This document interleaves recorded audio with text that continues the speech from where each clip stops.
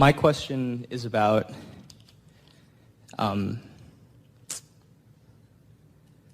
of trying too hard to feel good and patterns along with that. Oh, now this is interesting. We're just going to interrupt you briefly. Okay. So all day today, we've been helping you to diffuse other manifestations to make the only thing that matters how you feel. And now you want to talk about the struggle. Well, no. My issue is not trying to find happiness outside myself. Yes. It's that I'm really good at working on being happy, but then it kind of resets. Maybe every day or maybe every other day. Or there will be periods where I feel incredible and amazing and I know I'm in the vortex. And then there are times like now where I can't conceptually think of what it was like to be in the vortex. It's almost like my brain is swiped clean. Isn't that interesting? Because even though you see it happen with people who are in the chair, someone will sit down with an issue and they're all knotted up. And then after we talk for a little while, they can't even remember why they asked the question because they're so... So what you're describing is whatever frequency you got going on, whatever pattern is emanating from you most recently, really does equal your point of attraction. And you just don't have access to thoughts that are different from that very much, do you? Yeah. So the solution is, and it's fairly recently that we've been speaking it, just try to get general in your conversation about not being where you want to be. And there's something really diffusing about the generality that lets it shift. Want to talk about something specific? Yes. I've picked up a pattern recently around people. I don't know why. I used to be really outgoing and really out there, and something happened in the last 2 or 3 years, and I keep creating the same story. Great example, I just came back from a 3-month backpacking trip. And it was a great experience because I'd go to a different hostel and meet a completely different group of people, but I was creating the same events over and over again. They were following you from place to place. Exactly. And the worst part is now is that I know that I'm creating it and I can't. That's the best part. I know it's the best. Because if you know you're doing it, then you have control about it. Yes. So it's far better to know that you created it rather than some God who's mad at you. Yeah, well, no, I know that I know it now, but now my work is working on it, and it's really difficult. All right, so give us some specifics. So I have this story that people's first impressions of me are that they don't like me, and I don't know why. I think they're off-put by me for some reason. And then when I leave the situation, I can kind of put myself in a better place, talk about how, great I can be and that I'm a great person. And then when I get thrown right back into a situation, it's like my energy's drained. And here's something that's really interesting. And it's something that most people are unaware of. But you ought to be aware of it because we've talked about things like it for a long while. So we're just going to create this basis of understanding, and then everything's just going to click into place for you. Most of this you could speak clearly to us, but there's a missing piece for you that you're about to feel break loose. So we all know about law of attraction, and you get it, that wherever you've got your radio dial set, that's what's going to come back to you. So if you've got it in your head, for whatever reason, probably from validation from other people, that they're not really receptive to you.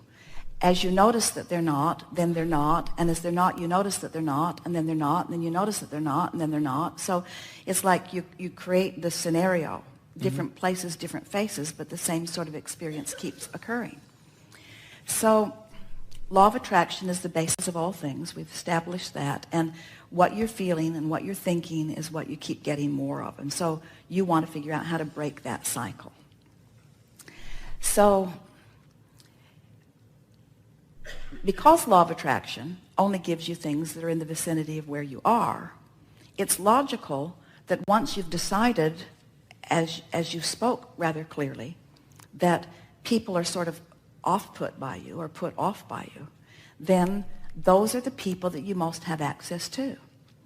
So let's just say that people are running around and they're on all different vibrational wavelengths.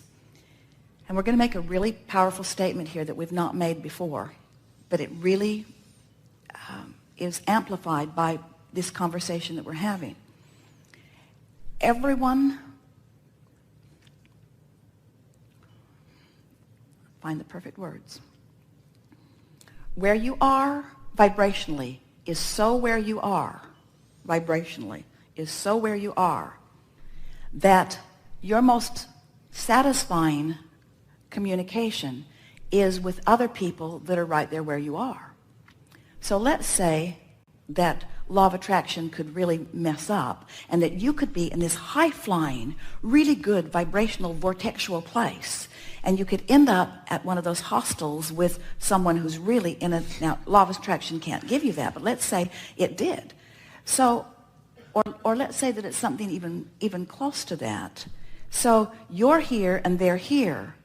What's happening is at unconscious levels, they are doing everything in their power in their quest to communicate, to get you to come to where they are. Because there's no communication, there's no experience. And so without meaning to, they would like you to be there, but it's happening even on unconscious levels. And if you're not really caring about how you feel, you'll go there easily. And when you go there, it's not their disapproval of you that you're feeling. It's your lack of resonance with who you really are that you're feeling. Did you get that? Oh. People have been saying things for a while like, well, they're just trying to bring you down to their level. Well, they are. They are. They don't mean it, but they're just trying to, that's what, so they see someone like you. You look as if everything in the, your appearance is one, and we're not just talking about the beauty of who you are physically. We're talking about your vibrational appearance. You have knowledge. You have eagerness. You have a desire to fulfill your life experience. You are radiating. We saw you back there from the moment that the gathering began, and we're just waiting for the resistance to be at its softest ebb before we bring you forward. In other words, you are unmistakable. You are radiating, and you are a pain in the whatever to people who aren't there, who want to be there. In other words, what bothers them about you is that you live what they want to live, and they don't know what to do about it. So they offer a vibration. They offer the vibration of where they are, and at unconscious levels really are wanting you to join them there. And because you are compliant with that, when you join them there, then it's your disconnection is too strong a word, but it's the putting the light over the bushel over the light of who you are that makes you feel that discomfort. It's not their approval or disapproval of them that you have ever been seeking.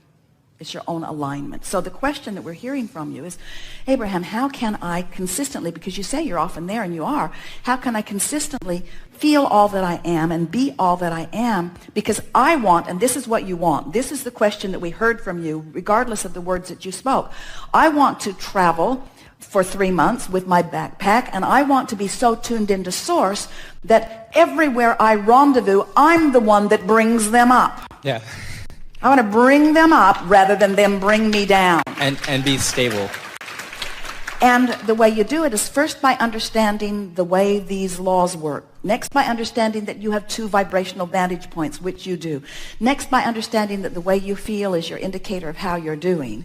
And next by just having enough exposure to enough people that eventually, and it happens frequently anyway, you feel yourself as the one who uplifted, rather than as someone who was diminished by someone else's more dominant vibration.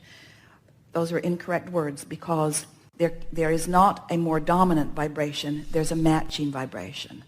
In other words, they couldn't bring you down if you didn't have a proclivity to go there. And the reason that you have a proclivity to go there is just out of habit of going there. Yeah. But as what's happening, you see, you've done that all your life. Everyone has. It's just never bothered you like it bothers you now, because you've tasted the sweetness of the other. In other words, your standards are now higher. You're not willing to go there. Oh, and then there's other stuff. They talk drivel. They talk about unimportant things, They're just going on and on about things that are so not important. In other words, there's so many more meaningful things that you could be talking about than the things that most people are talking about because they're not knowing what you're knowing. So when you relax and acknowledge that they're all where they are and it's perfect where they are and they're living the life that they're living and you are in complete rapturous adoration of whatever it is that they are living because it's all contributing to what you're putting into your vortex, then it all gets soft and you find yourself just loving them all even if they're not loving you. And that's where freedom really breaks loose for you. Freedom of resistance, which is the only freedom that there ever is freedom from resistance. When you're able to love someone who isn't loving you, then they must come to your level if there is to be an interaction.